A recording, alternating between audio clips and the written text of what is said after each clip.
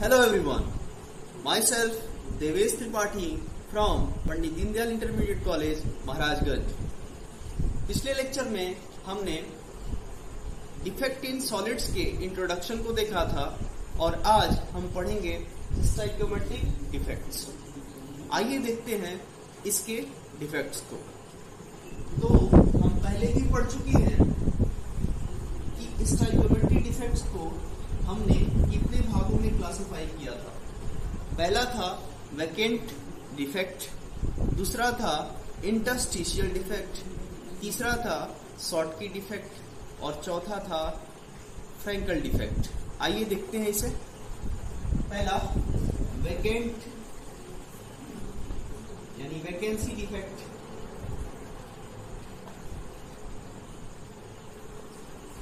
ठीक है। दूसरा इंटरस्टिशियल डिफेक्ट, तीसरा था शॉर्टकी,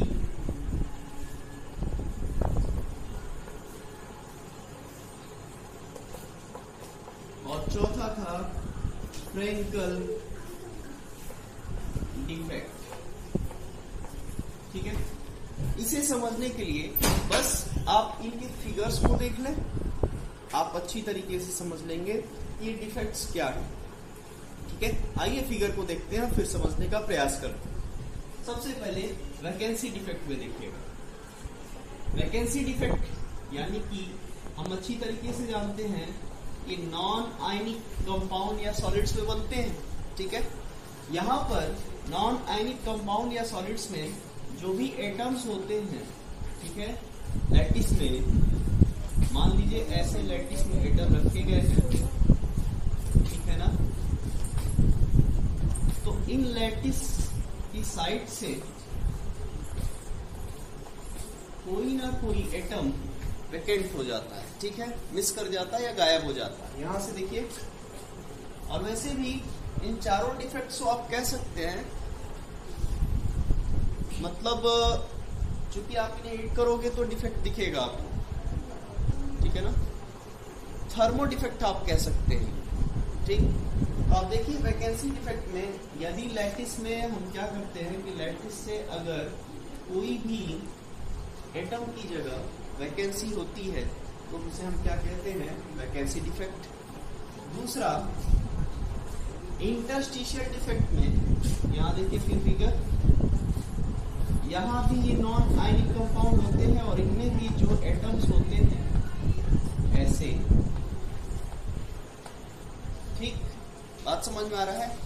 उसमें से कोई एक कॉन्स्टिट्यूएंट पार्टिकल यानी कि जो ये कॉन्स्टिट्यूएंट पार्टिकल है वो निकल के और इंटरस्टिशियल साइड के अंदर आ जाते हैं, बीच में आ जाते हैं। ठीक है। समझिएगा, यहां से एक गायब हुआ, यहाँ एक बीच में इंटरस्टिशियल साइड में आ गया। और तीसरा क्या है, शॉर्टकी इफेक्ट है। तो शॉर्टकी इफेक्ट में देखिए क्या होता है। शॉर्टकी इफेक्ट हम पहले इसके बारे में पढ़ चुके हैं। इस शॉर्टकी इफेक्ट किस पे बनता है, आयनिक कंपाउंड में बनता है। तो आयनिक कंपाउंड में क्या होंगे, कैटायन और एनायन होंगे, यानी कि कैटायन और एनायन से बनेगा। तो बना लीजिए इसे cation anion.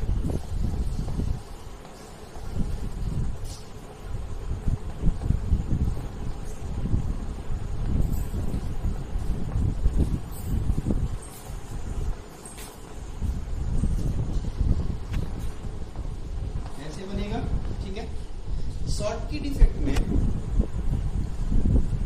Equal number of cation और एनायन क्या होते हैं, लैटिस साइड से वैकेंट हो जाते हैं। ठीक। यानी कि अगर एक कैटायन जा रहा है तो एक एनायन भी जाएगा।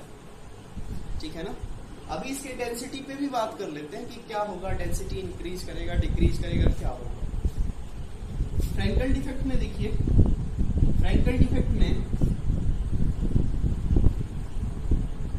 ये भी एक आयनिक कंपाउंड होता है। तो फ्रैंकल डिफेक्ट में भी जो कैटायन और एनायन होंगे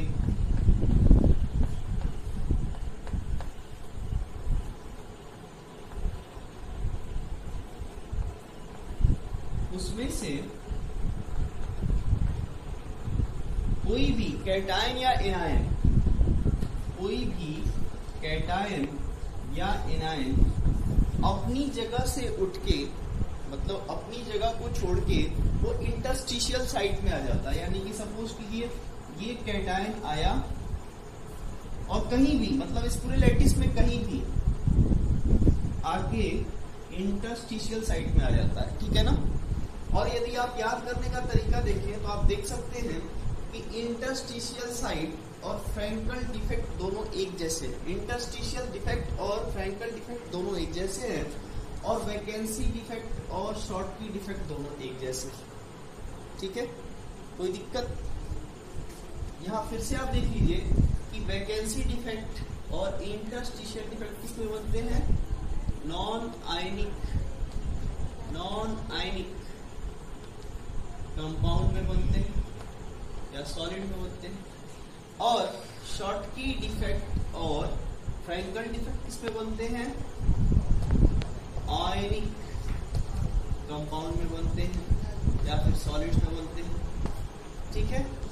अब इनकी डेंसिटी की बात कर लेते हैं। तो यहाँ देखिए कि यहाँ पर चूंकि एक कंस्टिट्यूएंट पार्टिकल वैकेंट हो गया है, तो जाहिर सी बात है इस पूरी लैटिस से कमी हुई है, तो डेंसिटी क्या होगा, डिक्रीज करेगा। ध्यान रखिएगा, डेंसिटी क्या करेगा, डिक्रीज करेगा, ठीक है।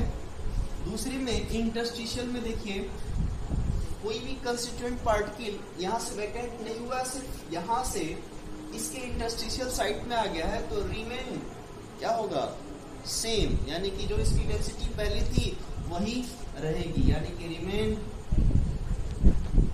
सेम, ठीक है। दूसरे में देखिए नंबर ऑफ, यानी कि इक्वल नंबर ऑफ कैटायन और एनायन दोनों साथ गए हुए हैं, इसलिए इसकी डेंसिटी पर क्या होगा, कोई फर्क पड़ेगा, नहीं पड़ेगा, ठीक है। कोई फर्क पड़ेगा, डिक्रीज होगा। और यहाँ से भी कैटायन अपनी जगह को छोड़ के इंटरस्टिशियल साइट में गया है, तो यहाँ पर भी रिमेन सेम। ध्यान दीजिए फिर से, स्टोइकोमेट्रिक डिफेक्ट हम पढ़ रहे थे, जहां पर स्टोइकोमेट्रिक डिफेक्ट को 4 भागों में बांटा गया था, वैकेंसी डिफेक्ट, दूसरा इंटरस्टिशियल डिफेक्ट, तीसरा शॉर्ट की डिफेक्ट और चौथा फ्रैंकल डिफेक्ट, यानी कि रिक्त दोष, अंतराकाशी दोष, शॉर्ट की दोष और फ्रैंकल दोष, ठीक है।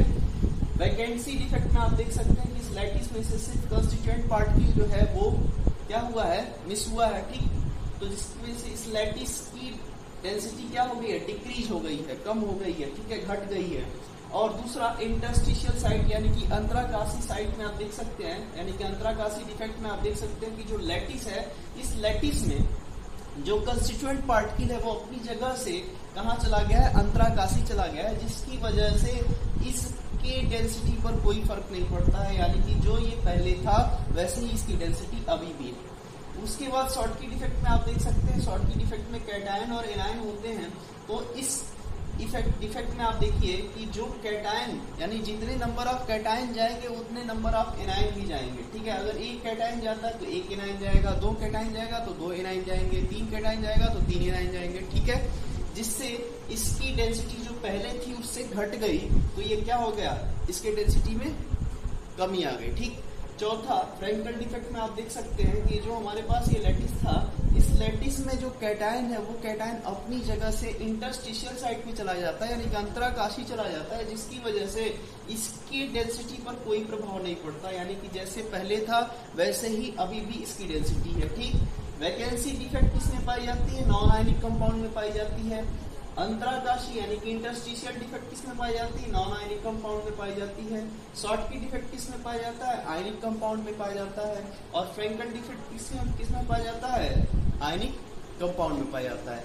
इस प्रकार से स्टोइकोमेट्रिक डिफेक्ट्स है, ये चारों को आप अच्छे तरीके से समझ लें और अच्छे तरीके से इसको राइट डाउन करें।